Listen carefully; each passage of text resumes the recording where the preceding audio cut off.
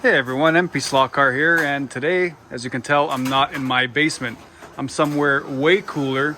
If you take a look at this Carrera track here, set up by this guy. This is Dave, everybody. Say hi, Dave. Hey Dave. Dave built this amazing Carrera track in his basement. You can see all the blood, sweat, and tears that went into it. The attention to detail, it's incredible. And to drive it is even better. From the track scenery, pit lane, amazing collection of cars.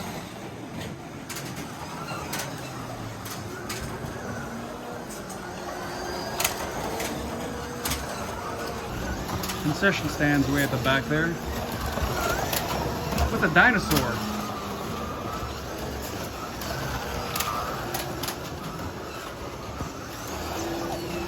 Everything hooked up to the TV. Just a phenomenal setup, guys. You gotta appreciate the work that went into this.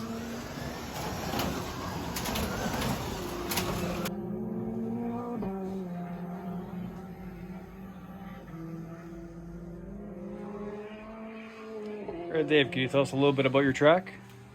Absolutely. So it started off, it was an idea me and my son had to do during COVID. Obviously we had a lot of downtime, a lot of free time on our hands, so we started off buying just basically a regular set there, and you know, it was a little too small, I think, for us. We have a big space, so we went to the local hobby shop and we started building out and adding pieces to our track. And then it started off, it was on the ground, obviously, like most guys starting off, and you know, we thought there's got to be a better way, right? So we started looking online, and there's a lot of really good call it slot car influencers out there, including yourself, and we decided to start off with the structure. So what we have is basically a bunch of modules that are 4 foot by 4 foot. As you can see there, just basically plywood, 3/4 inch. So you have the tabletop. So if you come over here, you can see there's sort of seams here. You see that? Oh yeah. Yeah, so they're 4 foot by 4 foot sections. And I tried my best to have the joints of the track being somewhat close to those sections, so in case we ever had to move them or what have you. So we built out the modules and then started laying the track. And one of the things that I learned through my research was they recommend, you know, having some form of insulator at the bottom just for noise. So what we did was we installed, come over here and see, we put basically some Dow Corning styrofoam, and then I realized it was pink. So then we had to paint the styrofoam, and then basically we traced everything out, cut it out, and then we also realized that I believe it was 1/4 inch styrofoam, so it was actually proud above the track. So then had to pull out the X-Acto knife and basically get up there and do my best impression of Mission Impossible, you know, like what's his name there, Jack Reacher or whatever his name is, you know, and shave the side, and you know, with, you know, static, it's stuck to yourself, and it was a big thing, but definitely worth it. You know, it's a labor of love, obviously. So we did that, and then we painted everything green.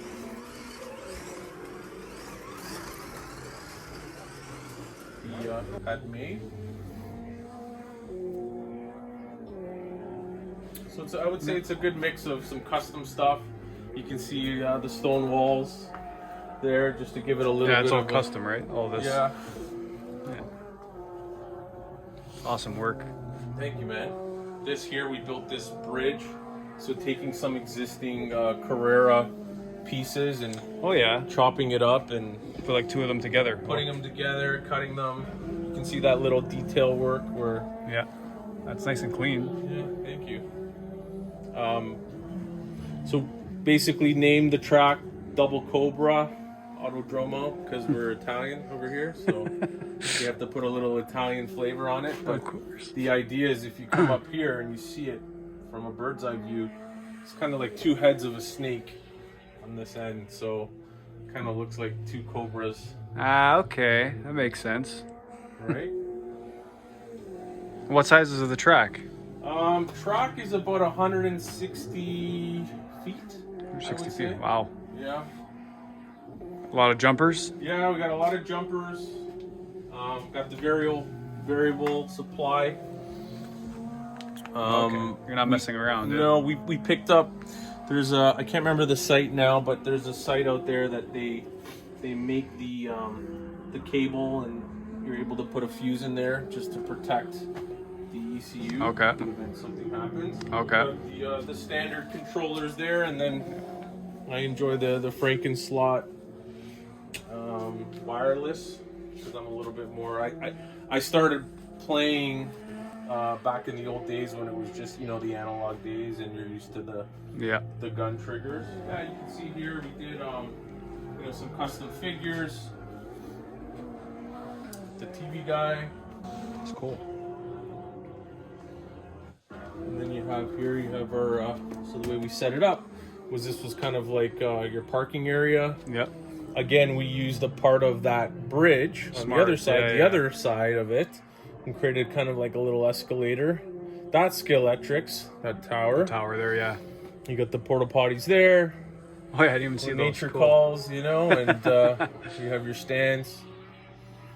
A lot of grandstands, eh? Yeah. Those are pretty pricey too. Never mind. Yeah. There's a lot of space there, and every time I looked over and it was naked. It's bare, yeah. And I was saying to myself, man, it would be, it would just be that next level if we had some grandstands. And then one day I was like, you know what? Just do it. I'm just doing it. So, and you have more parking there. Yeah. A T-Rex. little concession. T-Rex, yeah, that's my son. So when he was about 5 or 6, he had that as a little project, and he said, you know what? Let's do a little theme park deal. So It's cool. you can really make it whatever you want, right? Oh yeah, you can make your imagination run wild. Got your first aid station. Yep. This is the Carrera buildings. This is rebranded. Yep. Smart. Try and be creative with what's out there, right? How long would you say this all took you? I would say about 3 years. To get it 3 to years. where, to where not it is working now. every day, obviously, Yeah. but you add these little touches, like you got the Red Bull truck, Yeah.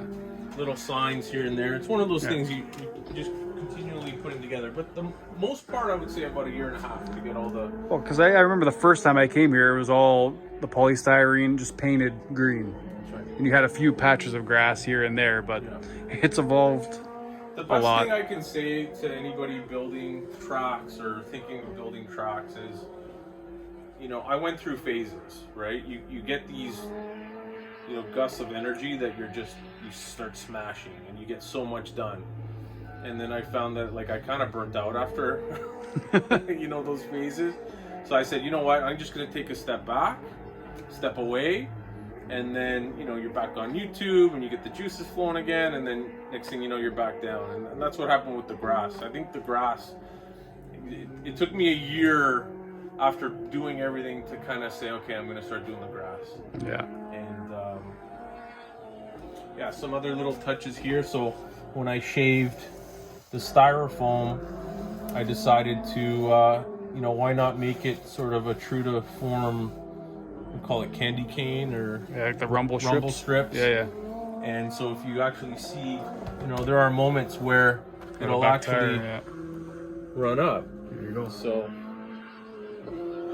it's a little bit more realism. One of the things I'm pretty proud of is, so we made a custom pace car, and one of the things, and I'm sure anybody that's been racing in the hobby or digital, if you've ever run with a pace car, it's like chaos. So we've got 6 guys driving, and then what the pace car does, it basically auto switches. So every lane change, and one of the things I wanted to do, because if you're going to do it, there's a lane change every 3 or 4 pieces, right? So this guy was going nuts, and so it was just a big pile up every time we wanted to use it. So one of the ideas that came to mind was, I said, what if we flip? So typically when you look at the bottom of Carrera, you have your, what do they call it, the optical sensor is on that side. So I said, what if we switch it? So what I did was I drilled a hole, unsoldered, flipped it on that side, and to that track piece there, because I didn't want to backlog the pit area, because we use the pits. So I wanted to have a dedicated area there. So what I did was I took the track upside down, unscrewed it, and just moved the sensor to the other side.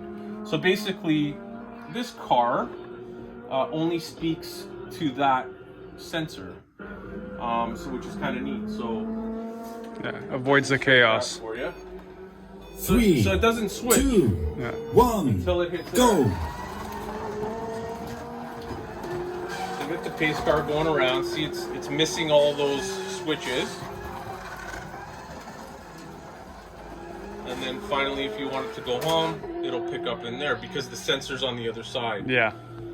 And then again, when there's a crash, you hit the button, it comes out. Comes out, does its lap or two. Everybody has to rally up behind it in their order. And we hit the switch.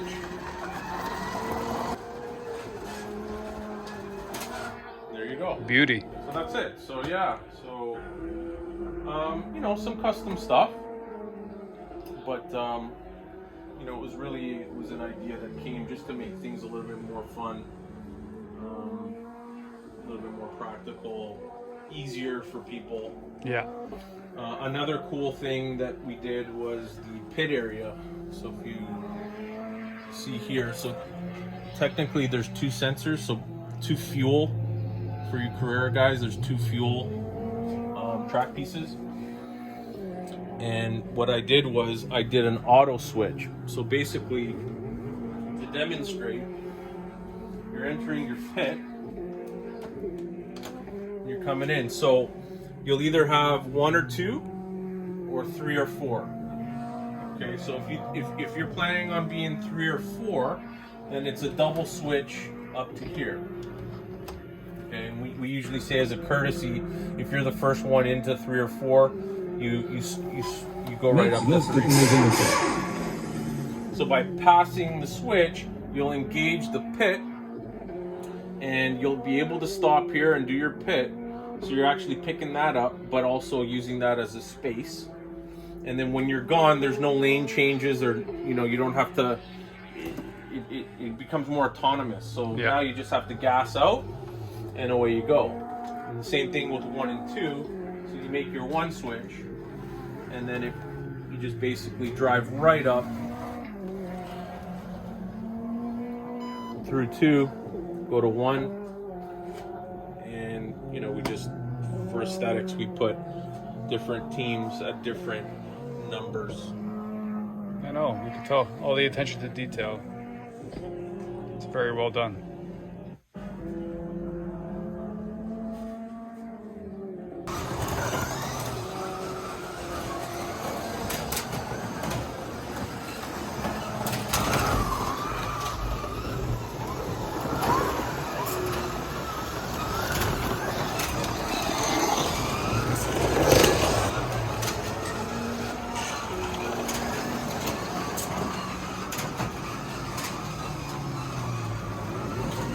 So I guess you're going to be keeping this around for a long time. Well, originally that was the plan, obviously, all the time and blood, sweat, and tears that went into it. But we're considering a big move out of country. So, we're thinking that we're going to put it up for sale. What? Yep. So this is available, guys. I don't want to see it go. It's so fun driving on this thing. And you do well on it, too. I just can't fit it in my basement. That's the problem. So it's about 27 feet long by, I think here we're 4 and 4, so that's 8. That's the widest point? No, the widest point is it's here. Yeah, that's so right. 8 plus 4. Yeah. Right? So, you need a little bit of room, but... It's a big boy, but... It's satisfying. One of the main things that I enjoy and set out to do when I built the track was I wanted to have some technical spots, but I definitely wanted, you know, that satisfying, you know, full throttle experience, right? So that's why what we did was we made a bank turn after the technical, so you can literally get on the throttle once you enter in that and go go full speed all the way to the end. So you get that, you know, that sort of speed. Oh, you can let the car stretch their legs. That's right. Yeah. So the way I like to think of it is that's your sort of your full out, and then here's a very, so sector 1 is a very fast sector. Yep. Sector 2, you know, it's also fast, but there's a little technical, and then sector 3 is, you know, the technical. This bridge always like catches people out. Exactly. When we all race. If anyone's interested, I'll put Dave's email in the video description. You can hit him up. Yep. He's located in the GTA. And yeah, someone can take this amazing track home. We'll work it out. I mean, obviously it's my baby, so I'm more than happy to help, you know, take it down with you, and you know, we can do it as a team effort and put it together and take it down, and you know. All right. Well, thanks for showing us your track, Dave. My pleasure. Hopefully we could get some more footage of it before we take it down. It's definitely going to get some more kilometers. Yeah.